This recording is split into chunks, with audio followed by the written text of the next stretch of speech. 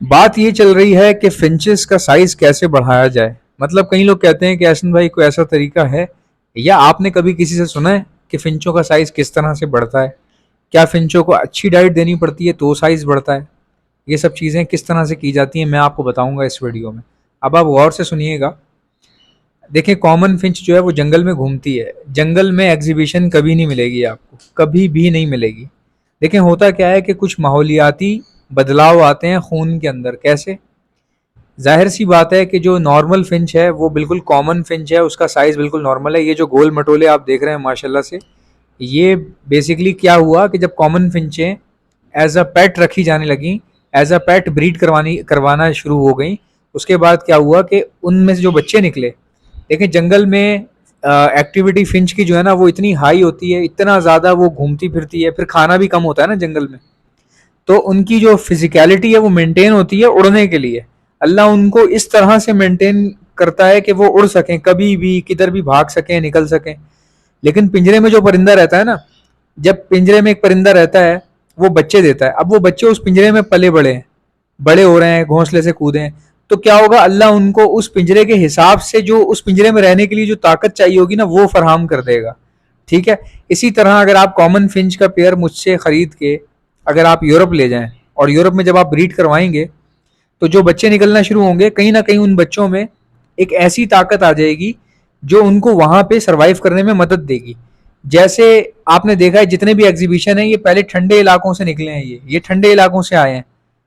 Breed common थी, common से क्या हुआ, साइज क्या हुआ, जब एक चीज जो है वो सर्दी में पैदा होगी तो कुदरती रूप से उसमें चर्बी भरना शुरू हो जाएगी, उसमें एक्स्ट्रा फैट होंगे ताकि वो सर्दी बर्दाश्त कर सके। कॉमन फिंच को अगर आप ठंड में छोड़ देंगे, बेचारी परेशान हो जाएगी, मर जाती है। कॉमन फिंच गर्मी रेगिस्तान में रहने वाला परिंदा है, रेगिस्तानी बर्ड है।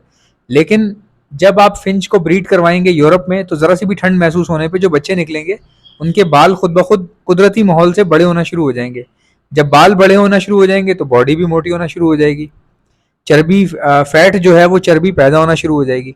इस तरह क्या होता है कि इलाकाई चेंजेस आते हैं ब्रीड के अंदर।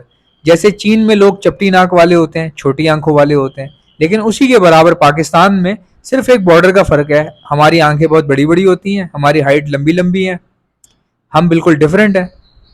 ठीक है। इसी तरह बांग्लादेश में लोगों का रंग काला होता है, हालांकि जरा सा फर्क है, एक मुल्क का फर्क है बीच में, लेकिन उनका रंग काला होता है। तो माहौल माहौल की वजह से हो रहा है ना ये। भाई चीनियों की आंखें छोटी हैं, तो कोई उन्होंने क्रॉस ब्रीडिंग तो नहीं करवाई ना, वो माहौल के हिसाब से, उनकी जगह के हिसाब से, चेंजेस के हिसाब से। इसी तरह बांग्लादेश में लोग काले क्यों होते हैं? भाई बांग्लादेश में फिशिंग का बहुत रिवाज है, धूप बहुत है, गर्मी बहुत पड़ती है वहां पे, पेड़ पौधे जंगलात बहुत है वहां पे। जहाँ पे जंगल होते हैं वहां गर्मी भी बहुत पड़ती है, ये याद रखिएगा आप। बारिश भी बहुत होती है, गर्मी भी बहुत होती है, सर्दी भी बहुत होती है, एक्सट्रीम वेदर कहलाता है। तो वहां के लोग काले हैं। अब उनको काला करने के लिए कोई अलग से कोई पैटर्न नहीं फॉलो किया गया, माहौलियाती चेंजेस हैं। अब मिसाल के तौर पे एक भाई बोलता है, यासम भाई मैं पाकिस्तान में ना फिंच का साइज इंप्रूव करना चाहता हूँ। तो आप डाइट अच्छी रखो, ठीक है, एक पीस आप कोई ऐसा खरीद लो जो साइज में बड़ा हो, अंडर साइज का, वो ले आओ आप। अंडर साइज का पीस ले आओ, या किसी से एग्जीबिशन के पीसेस मिलते हैं तो आप पूरा पेयर ही एग्जीबिशन का ले आओ। अब जब मैं कह रहा हूँ पूरा पेयर ही एग्जीबिशन का ले आओ, तो एहसन भाई इसमें कौन सी टेक्निक हो गई? जब मैं पूरा पेयर ही एग्जीबिशन का ले आऊंगा तो बच्चे भी तो एग्जीबिशन के ऑटोमेटिकली निकलेंगे। इसमें आपके बनाने का क्या कमाल होगा? अब मैं तुम्हें बताता हूँ बनाना कैसे। भाई जब तुम एग्जीबिशन ढूंढोगे तो एग्जीबिशन महंगा है, तो तुम्हें कॉमन एग्जीबिशन मिलेगा, इस कलर का एग्जीबिशन मिलेगा, जो सामने देख रहे हो ना, इस कलर का एग्जीबिशन मिलेगा। अब उस एग्जीबिशन को तुम लगाना सैडल बैग के साथ, कॉमन सैडल बैग के साथ पेयर बनाओ। तो उससे क्या फायदा होगा कि तुम्हारी सैडल बैग के जो बच्चे आने वाली नस्ल होगी उसका साइज इंप्रूव होना शुरू हो जाएगा। और अगर तुम्हारे पास सैडल बैग एग्जीबिशन साइज में निकल आई तो तुम्हारे वारे न्यारे हो जाएंगे। अब निकलेगी कैसे? फौरन तो नहीं निकलेगी ना, मतलब तुमने ब्रीड करवाया और इस हेड का बच्चा निकला, ऐसा नहीं होता। देखो आप इसको चीज चेक करो, आप कितने मोटे मोटे जायंट लायन हेड हैं, इतने मोटे बच्चे, गुब्बारे के बच्चे लग रहे हैं ये।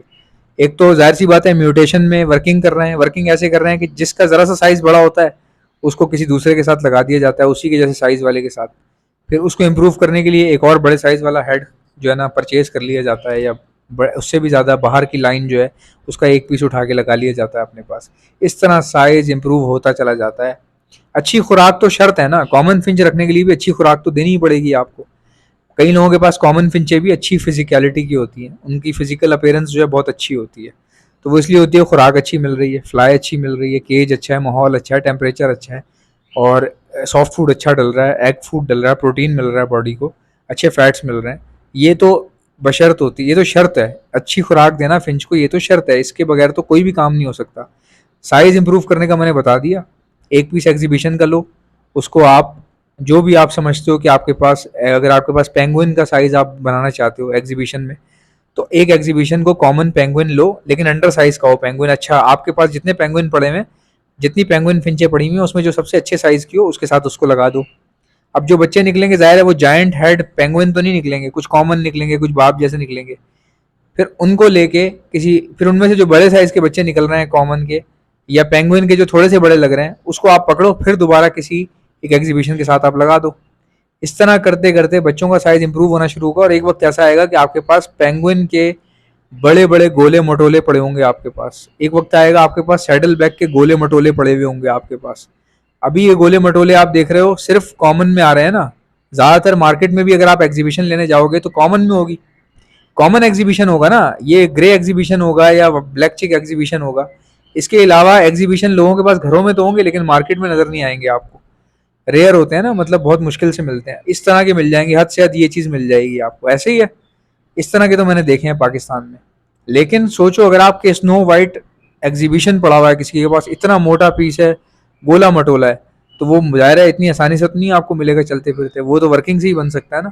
अब ये देख लें आप, ये इसने गोला मटोला बनाया है, ये पेंगुइन का बनाया है इसने। सो आप लोग वर्किंग करेंगे, मेहनत करेंगे, साइज आहिस्ता आहिस्ता इंप्रूव होगा, साथ ही साथ आप अच्छी खुराक का इस्तेमाल करें, केज एक्टिविटी अच्छी दें, खूबसूरत केज हो, लंबा केज हो, थोड़ा मज़ा आए, बर्ड ना थोड़ा उड़े।